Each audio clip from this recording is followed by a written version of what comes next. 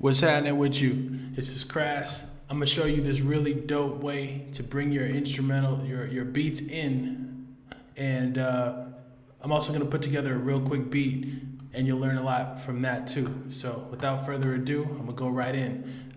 Real quick, you wanna get a VST, you wanna get a dope one, all right? It's gonna save you a lot of time. If you're a producer that's just starting out and wants a quick way to make the biggest impact and start making money with your hustle, then I would advise you to get a VST and then kind of like start at the end and reverse engineer, you know, figure out how to put together sounds and all that, and how to sound engineer. After you get something going, after you do your beats, you know, do a beat for 2 hours, market yourself, push the beat for 2 hours. You want to get real good at putting yourself out there and being able to attract an audience. So we're starting with a basic melody, and we're going to see, it's hard for me to talk and work at the same time, so apologies if the beat comes out a little less than what it's supposed to. But we're gonna start off with a simple melody. You don't need no keyboard for this, you just need to line it up with the black lines. For the beginners out there, and for the more advanced, this is more of a refresher. And just use your ear, make it sound hot with your ear. Let your ear tell you what's gonna be dope. I'm gonna put it at 160.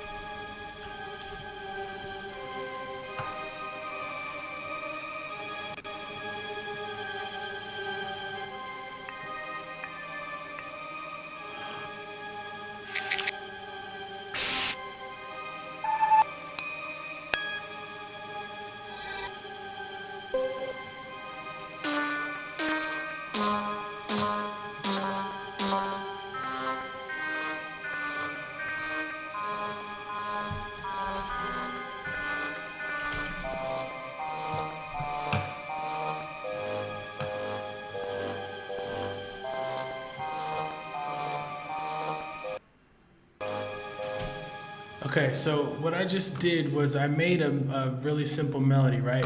I made it right here, made a real simple melody. I duplicated it. I kind of used my ear. Really simple, just real basic. And then I cloned it.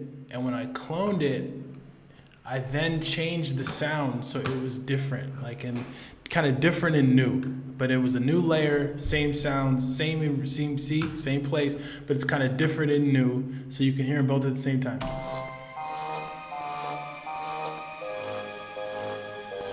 So it's kind of a dark feel, right? So that's just what I did like from the beginning. And then what I'm gonna do is clone it again and do it a third time and look for even more separation in all three of these sounds. And you'll see what I'm doing coming up. But this is basically the foundation. From here, we can then move notes up and down, move notes an octave up, an octave down, and then get even more variation and more dynamics to make the beat and make the melody more dope on its own. No drums whatsoever yet.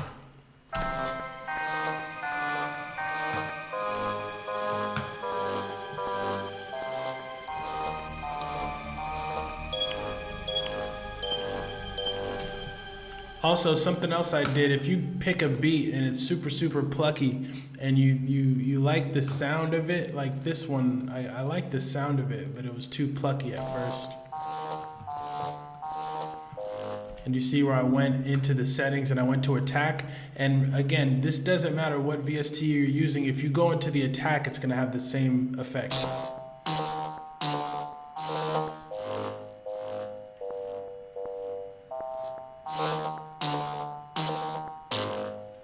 You see that little beginning is kind of harsh, so I added some attack to it.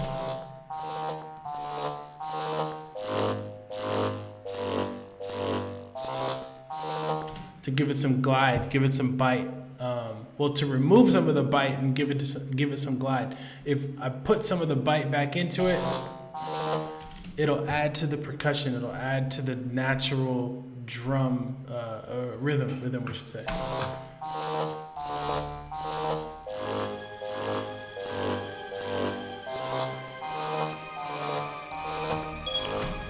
So you're building your melody. You're building your melody.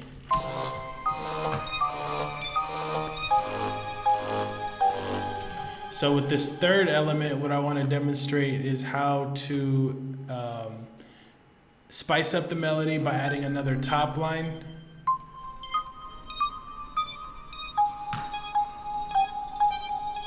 So the way is like.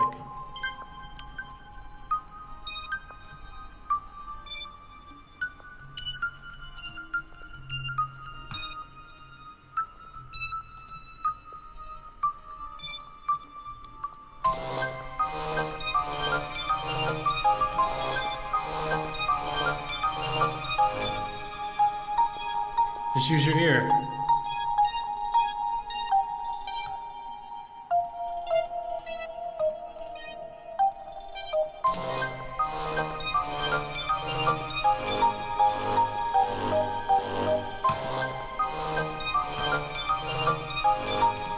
So a lot of these sounds have like a lot of tail on them. So I want to take some of that off. I don't even really know how to do that. And that's good because it's to show you a lot of this is discovery. A lot of this is just click buttons and press them, see what they do.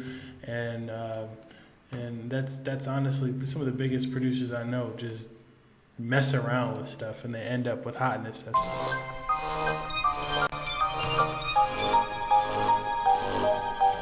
So I'm looking at this feedback, value and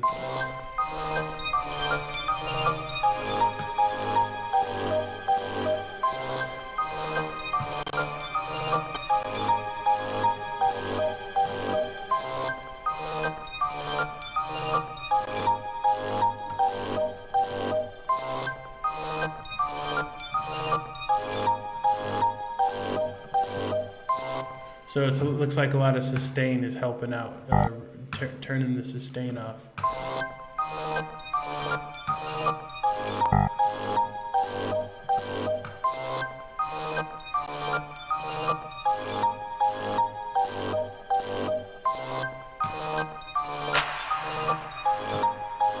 I'm gonna move some of the attack.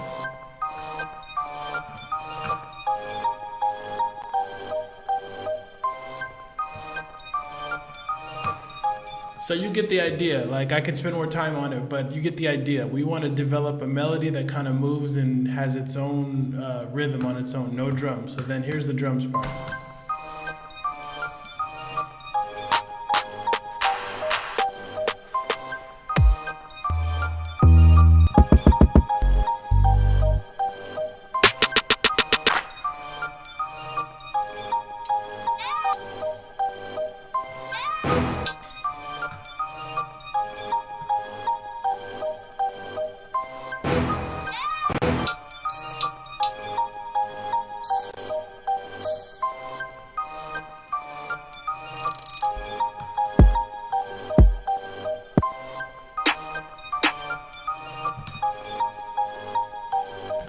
So another little hack is I like to do a lot of the percussions first, you know, like add percussion, add everything else but the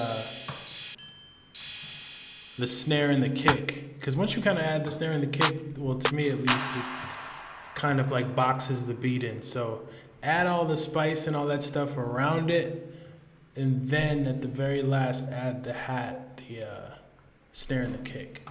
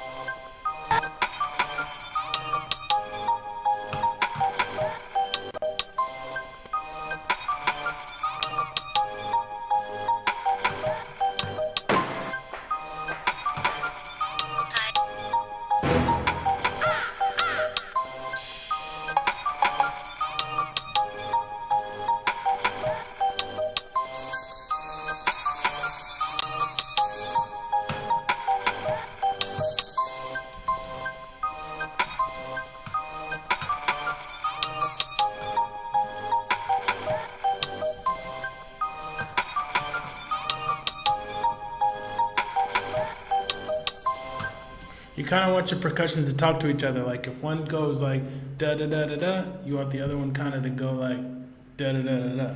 I don't know if that really makes much sense, but you kind of want to like make your percussions talk to each other, have like a conversation. It's called call and response in music.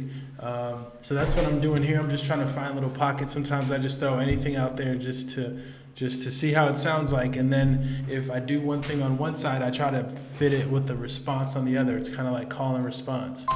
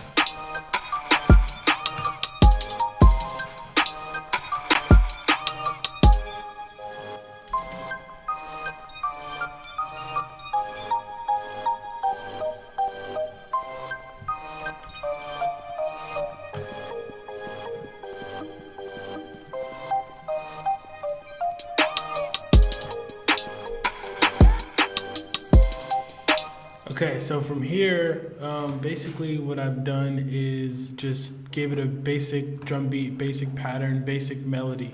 From here, I would keep working on it. I would keep varying it up, make it so that whatever I hear that's monotonous, make sure you change that either on bar 3 or bar 4. But for demonstration purposes, I'm going to now show you a dope way to bring in an intro that'll bring life to any beat. So first, I'm gonna level also the sounds. Like, real important in your mixes is to level, in your beat making is to level the sounds. So you want to make sure that your melody, like right now, the melody is kind of just overbearing. It's kind of like it's competing with the drums, and a lot of the drums, like the extra sounds and the sticks and the percussions, those need to be turned down too. And what we're doing for pretty much what we're doing now, it's mainly the kick and the snare that you want to stand out and drive the beat above the rest. Arguably the hi-hat, just depending on the vibe you're going for.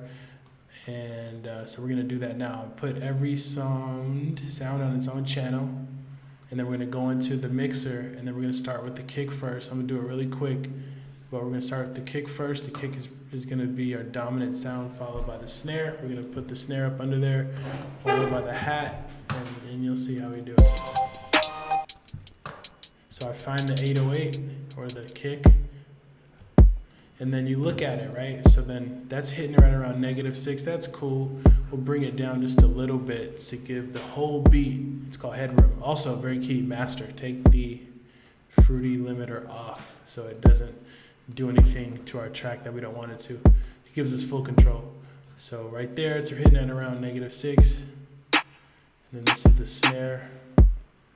Snares arguably wherever you like want it to be. This is a cool, this is decent. So hi-hat, you can kind of hear the hi-hat's kind of banging loud, so you want to bring it down maybe around -12 or -20. It's still pretty high. That's but just depending on what you're going after. Those are the extra little hi-hats I put in. You could tuck those.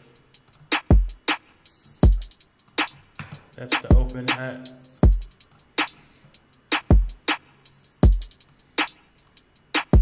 As you see, you're mainly bringing sounds down, so they're not competing with your main sounds.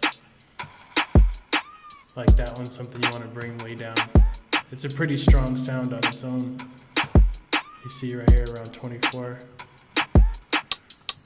That's another stick, another percussion. And it's dope because if you tuck these sounds lower, they just add to the groove. You can't really hear them like on their own necessarily, but they add to the overall groove.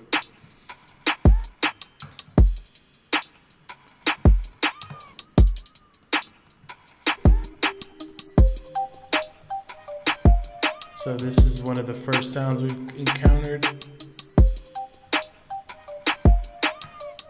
We'll bring that down to around 20, 24. So this is a sound that's kind of more dominant, has presence, it's got grit. You want to tuck that some more.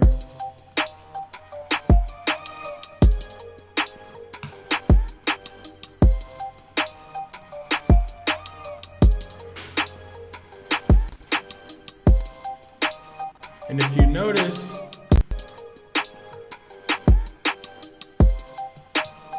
the sounds aren't even that high compared to the drum, the kick, and the snare.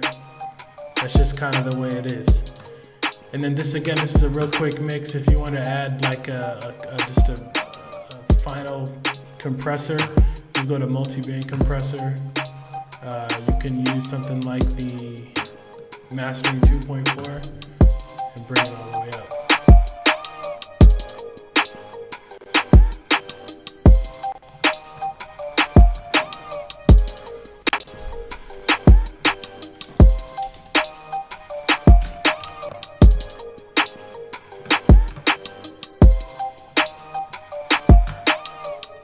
Okay, cool. So we got that, and then what we would do is I'm gonna show you the intro trick I was telling you about. Okay, so first thing I would do is I would split all the channels. You go pattern, split by channel, and then you separate each and every channel like this. So each of your sounds are separated, so then you can drop the drums easily when you're putting together an intro.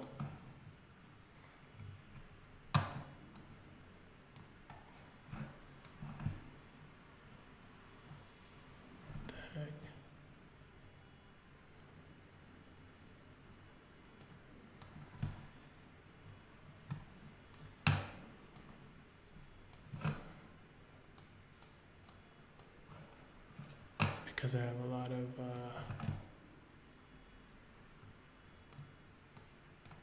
percussion tracks.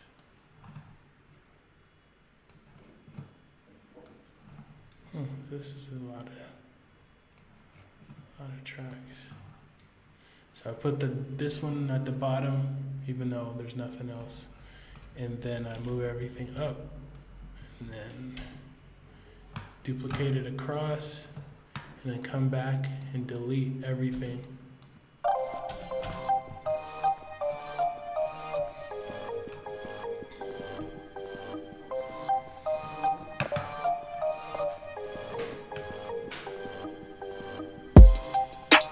Okay, so the dope way to create a cool intro is to select all, the intro part, go to your master track, and then add an EQ2, pretty parametric EQ2. Go to the side twice to the settings where you have this. It's like a high pass filter. So then you right click, you create an automation clip, you go back. What that's gonna do is create this right here, and then you simply lower this and kind of bring that down a little bit, and it's going to do this.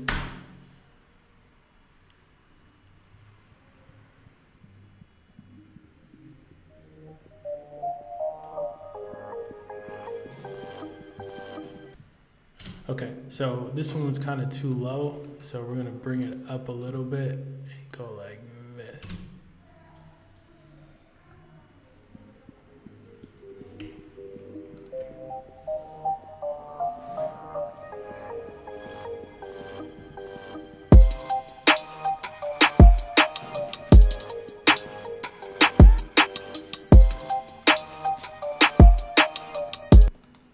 I heard this sound stand out, so I'm gonna bring that one down. And again, normally I would add some more, maybe some more layers in the melody, and add also some more effects, but this is just the basics so that you can kind of understand why. And then this intro right here is a good intro to use. A lot of people in hip hop use it. It's kind of like that underwater.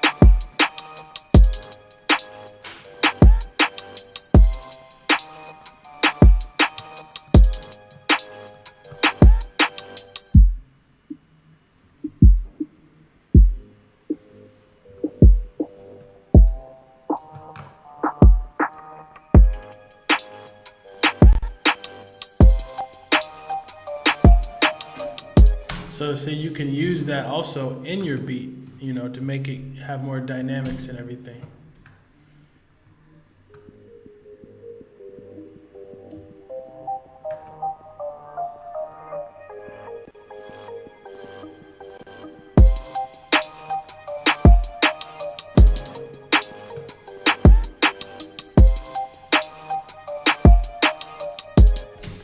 So I'm gonna leave it right there. If you got any questions, hit me up, crass@beatsites.net. Gonna hit you with more videos. Stay tuned. Thanks for being a member.